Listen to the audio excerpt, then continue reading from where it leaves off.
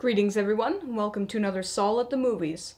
I've just come back from seeing Captain Underpants, the first epic movie by Dreamworks in theaters, and here are my thoughts on it.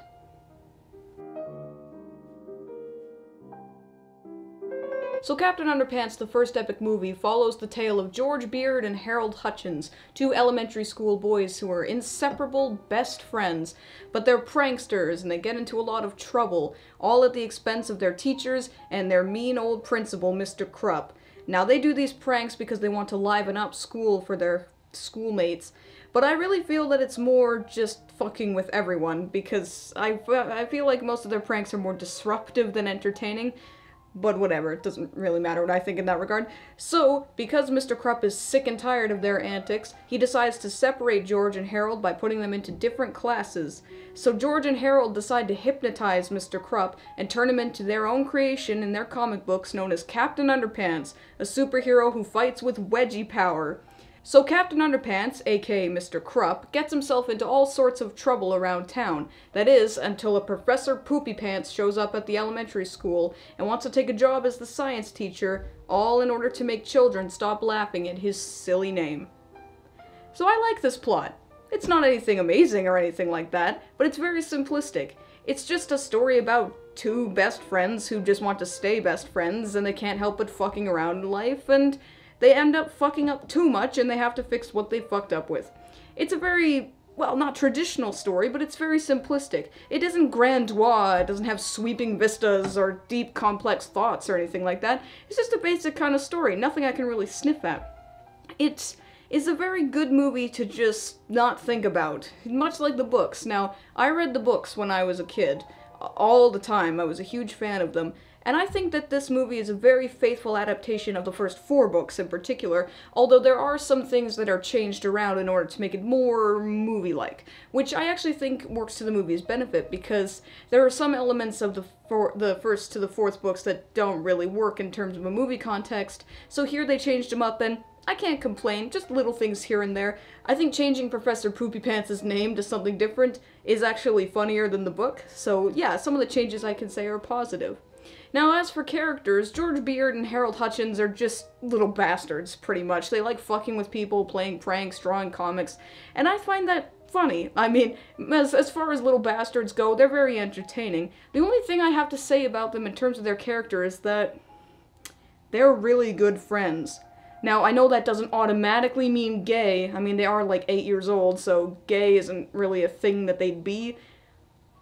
But they're really good friends. I mean, in the books, they're just sort of kids who just kind of hang out together, and, you know, it's something you'd expect of an 8-year-old young boy relationship, but this is like they're running together in cornfields, or wheat fields, whatever, and they're lamenting over the fact that they're being split up.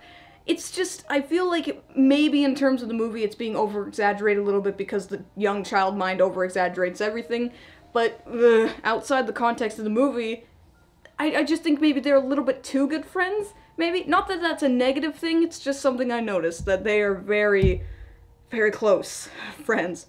As for Mr. Krupp, aka Captain Underpants, I think they did him well, overall, although I do feel like his voice actor, Ed Helms, well, he does a very good job as both Mr. Krupp and Captain Underpants. I feel like when he's angry, when he's yelling as Mr. Krupp, he's trying a little bit too hard to be angry. Like, in the book, you can really imagine that when he's angry, he's like screaming his lungs out at George and Harold, but in the movie, he's just kind of like, Harold, George! It just feels like he's trying a little bit too hard to be angry. Again, not a huge knock, but just something I noticed. But when he's Captain Underpants, he's just such a jolly, fun old fella, and just coming off a Freakazoid, I really like, I'm sort of on like a happy-go-lucky, crazy, silly superhero kind of kick, so it hit me right in this good spot. I think he's very entertaining, he's very silly, he's a complete idiot, but that's what makes him fun, I'd say. He's definitely fun to watch, and I think that with Captain Underpants, Harold and George, they all have a good relationship, a good balance in terms of character. So yeah, characters are what it does best, I'd say, although with the villain, Professor Poopy Pants, I have to say, I liked his portrayal in the books a little bit more, because in the books he was like a good-natured scientist who wanted to help the world, but he kept getting laughed at because of his name, and that basically drove him off the deep end. But in the movie, he just kind of starts out evil. Like, his intentions are kind of good at first, but then he just really immediately switches tracks to being a villain. His goal is to stop all the laughter of the world, especially in children, which I think it's weird to see him go from being somewhat sympathetic to being just a flat-out mustache-twirling villain. But he's a very entertaining mustache-twirling villain, for what it's worth. So I'm not criticizing him necessarily, it's just, I think his portrayal in the books was a little bit better, although his name is more funny in the movie, I'd have to say.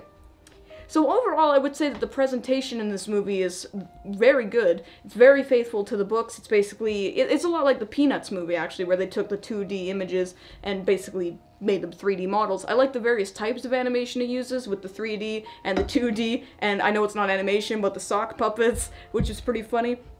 But overall, it just has a genuine respect to its source material, and its characters, and its concept.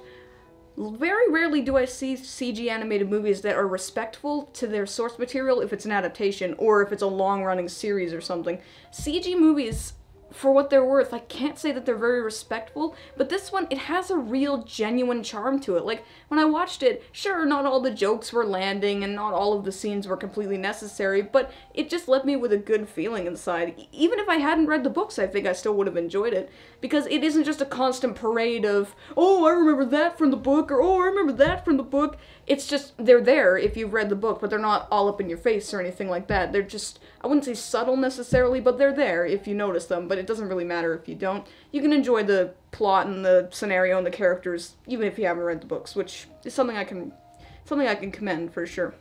So yeah, stylistically it's very faithful, content-wise it's very faithful, portrayal of the characters is very faithful, but what I have to say is really good about it is that they didn't modernize the story. So what I was afraid they were going to do, based on the trailers that I'd seen before, is I was afraid they were going to insert a whole bunch of jokes about the internet, or selfies, or emojis, or, you know, that fucking pandering garbage, but no, they managed to keep it grounded in the time period that it was originally written in, so mid-90s-ish. Only one instance can I think of where they go bursting into the school with Hawaiian shirts on. Does it kind of feel like that pandering? I get it's a trailer shot, but, you know, it's a little bit out of place, but they use a huge tape deck, so, you know, it's appropriate for the time period, and also Mr. Krupp uses a VCR set. So, yeah, I'm really glad they decided not to modernize the story. It gives it more of a timeless feel, to be honest, and it's you know, they didn't have any social media jokes or anything like that. Just very refreshing, to be honest, because it seems like every fucking CG movie nowadays has to have fucking social media jokes, and we got a whole movie about it coming up soon, but that's not what this is about. So yeah, overall the genuine respect, the style, the lack of modernization, but I love its simplicity, too. It's a very no-frills, simple, innocent, charming experience that, yeah, it's not brilliant, it doesn't require you to think or anything like that, but it's funnier than you might think. It doesn't have that anarchic sense of humor that the books have, but it has its own unique brand of humor. It's somewhat immature, but not too immature that you're just like, oh god, that was pathetic. There weren't any jokes in it that made me, like, groan in despair or anything like that. It was nothing great, but nothing terrible. In fact, I'd sum up the whole movie like that. Nothing great, but nothing terrible. Nothing about the movie stood out to me as really disgusting or horrible or shit. It was just a fun experience, and when I left the theater, I was smiling. The only thing that sucked was that the theater was basically empty. There was 2 other people there during the showing, and I saw it yesterday, which is a day after opening, and that makes me sad because they're obviously planning a sequel based on the sequel bait title and ending, and I would like to see them make a sequel, unlike the fucking Boss Baby, which is getting a sequel, which I already talked about before. But yes, overall, I think I would recommend Captain Underpants, the first epic movie. If you just want a movie to make you smile and laugh, I'd say it's great at that. Of course, it's not a movie that's gonna make you think, it doesn't have any profound ideas or scenarios, but what I'd recommend about it is just, it's a very simple, non-puffed up, non-grandiose experience. There's only one scene I can recall that really wasn't necessary in terms of, like, flair. You know, even their action scenes, they keep them fairly subdued, considering it's a superhero movie. You know, superhero movies are kind of known for their excess when it comes to action movies or action scenes. So this one, yeah, it just keeps it self-contained, simple, and it's great, I would say. Nothing brilliant, but very good overall. That's all I have to say about that.